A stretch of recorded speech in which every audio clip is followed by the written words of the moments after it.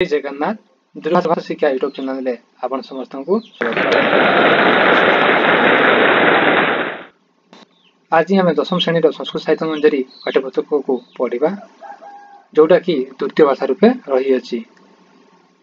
ठीक अच्छे आम ए भिडियो को आरंभ करने पूर्व यही चैनल रे दशम श्रेणी अन्य दुईटी भिडियो अपलोड कर जोटा कि आमर सुशिष्य उपमन्यु कथा रही अछि तार पार्ट 1 और पार्ट 2 रो लिंक आमर ए तले डिस्क्रिप्शन लिंक बॉक्स रे लिंक दिया जाई अछि। जो माने से दुईटी वीडियो देखि नांती जाईकी देखि नेबे। ठीक अछि चलो आम वीडियो को आरंभ करबा।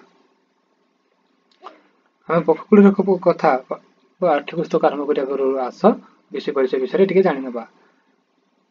तो विषय परिचय एहिपरि अछि। पंचतंत्रम नाम संस्कृत वाङ्मयस्य नीति संपादितम कथा साहित्यम अतीव प्रसिद्धम। पंचतंत्र नामक संस्कृत वाङ्मयर नीति संकलित कथा साहित्य अत्यंत लोक प्रसिद्धि लाभ करिअछि। नीति विशारदेन पंडित विष्णु शर्मा इदम विरचित। नीति विशारद पंडित विष्णु शर्मा द्वारा यह रचित होइछि। पंचतंत्र से मित्रभेद नाम प्रथम तंत्र। पंचतंत्र मित्रभेद नामक तंत्र हेउछि प्रथम तंत्र। से मित्रभेदर सप्तमी तत्र सप्तमी कथा भगवती बककुड़ीर कथा ताहार सप्तम कथा हेउछि बककुड़ीर कथा। कथाकार कथा माध्यमेन बालानां मनोरंजनम करति। कथाकार कथा गल्प माध्यम बालक मानकर मनोरंजन करे। अतिलोभ मृत्यु कारण शिक्षा प्रदीयते। अतिलोभ मृत्युर कारण बोली नीति शिक्षा ठारे प्रदान करा जाई अछि। ठीक है हम पाठ्यपुस्तक को देखा आस। अस्ति कस्मिंचित् वन प्रदेशे नाना जलचर युक्त महोत्सर अर्थात अस्ति माने अच्छी कस्मिंचित् माने कौन सी एक वन प्रदेश नाना जलचर युक्त महोत्सर अनेक जलचर बास करुवा गोटे विशाल पुष्करिणी तत्र च कृताशय कश्चित् बोको सेठारे मध्य कौन सी एक बोक कृत आश्रय माने बास करुला। कश्चित बक कौन सी एक बक सेठारे बास करुला। वृद्ध भागम उपगत मत्स्यान् व्यापादयितुम् असमर्थ वृद्धता आसी जाइतबा हेतु से मत्स्य मानक मारिबा को असमर्थ थिले।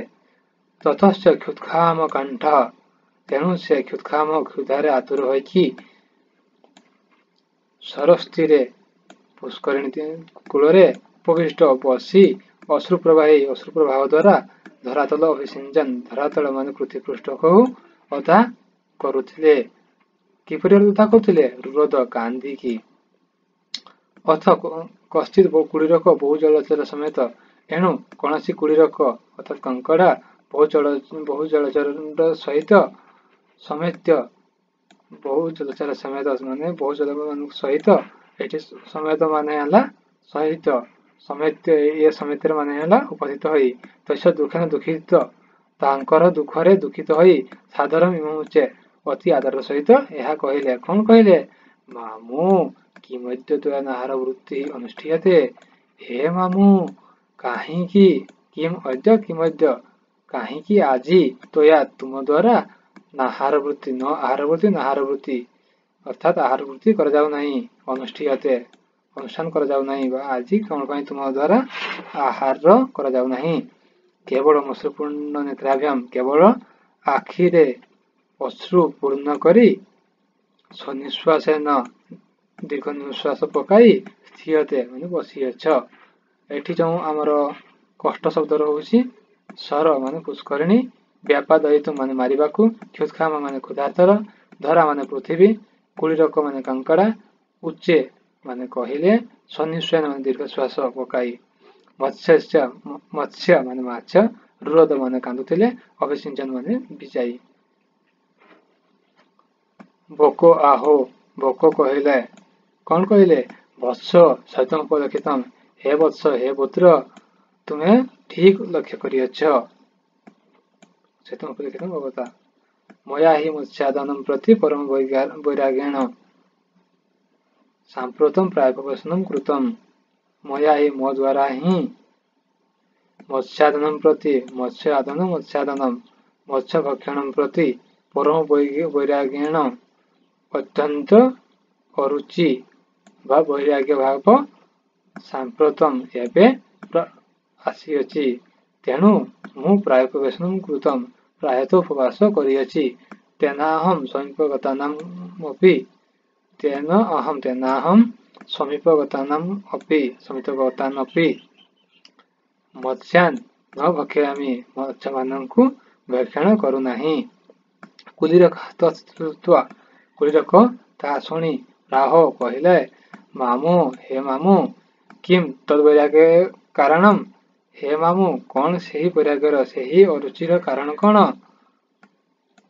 सो आहो से कहले किए कहले बक कहले वत्स हे वत्स अहम अस्मिन् सरसी जातो मु एही पुष्करिणी जन्म होइथिली बुद्धिम गतं च बढ़िथिली मध्य तत् मयैतत् श्रुतम तेणु मो द्वारा यह शुणागला मया युक्त एतत् मयैतत् श्रुतम शुणागला यद 12 वार्षिकी अनावृष्टि संपद्यते 12 वर्ष पर्यंत अनावृष्टि हेब कुलीरक आहो कुलीरक कहे पचारिले अकस्मात श्रुतम केउठारु शुणिगला बक आहो बक कहला द्रव्यज्ञ मुखात अर्थात ज्योतिषंक मुहरु तदेतत् सरह स्वल्पतोयम बतते तेणु एही पुष्करिणी सर माने पुष्करिणी स्वल्पतोयम बतते अल्प पानी अछि शीघ्रम शुष्कतम जास्यति शीघ्र शुष्कतम माने सुखी जीव जास्यति तो अस्मिन् शुष्की एही शुष्क द्वारा जेई एही शुष्क एही जल सुखी जीवा हेतु जे मानक सहायम बुद्धिम गतः जनक सहित बढ़ी सदैव क्रीडंच जनक सहित खेली ते सर्वे से समस्ते द्वय भावात जल भावरु नाशम जाइछन्ति से माने नाश जीवे तत्तेषां वियोगम तेणु तत्तेषां वियोगम माने विरह द्रष्टुम असमर्थ से मानकर मृत्यु देखा मु असमर्थ तेने प्रायोपवेशनम कृतम तेणु मु प्रायत उपवास करिअछि अपिच सांप्रतम सर्वेषां स्वल्प जलाशयानाम आहुरी मध्य समस्त स्वल्प जलाशय वास करुवा जलचरा जलजीव माने गुरु जलाशयसु गुरु माने बड़ जलाशय मानंकु स्व स्व जन निज जन मानक सहित नियंते निया जाउछन्ति अत्र पुनः एठारे पुणी सरसी जे जलचरा निश्चिंता सन्ति एठारे पुणी एही सरसी रे पुष्करिणी रे जो जलचर माने वास करती से माने निश्चिंत रे अछन्ति ततः कुलीरक तदाकर्ण तेणु कुलीरक तदाकर्ण यह शुणी अन्येषां जलचराणां तत्तस्य वचनं निवेदयामास अन्य जलचर मानंकु एही विषय तत् अस्य तदस्य एही वचन निवेदयामास एही विषय जाई कहले अथ ते सर्वे भयस्त्रस्त मनसो तेणु सेमाने समस्ते भयस्त्रस्त मनरे मत्स्य कच्छप प्रभृति बक्कमभिपेत्य बक्कमभेत्य सम्मुखें प्रपच्छु पचारे माम हे मामू अस्ति कश्चिदुपाय कौन उपाय अच्छी जेन अस्माकं रक्षा भविष्यति जहाद्वारा आम रक्षा हो पार बक आहो बक कहले अस्तस्य जलाशयस्य नदीरे अस्ति अस्तस्य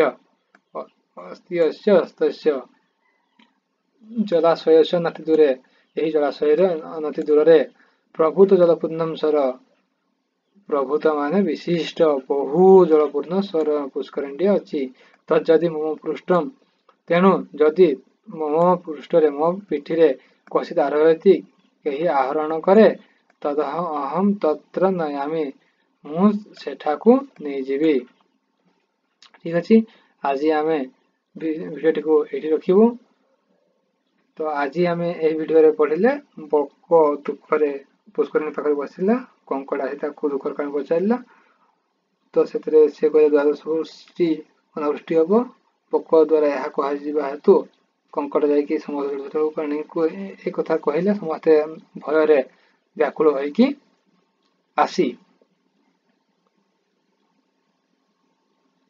भोक को यार समाधान उपाय पचारे भोक समाधान उपाय अनुसार अन्य पुष्करिणी को जावा कथा कहले आज आम वीडियो को ये रखुचु यार अन्य पार्ट यू आरंभ हम ठीक अच्छे।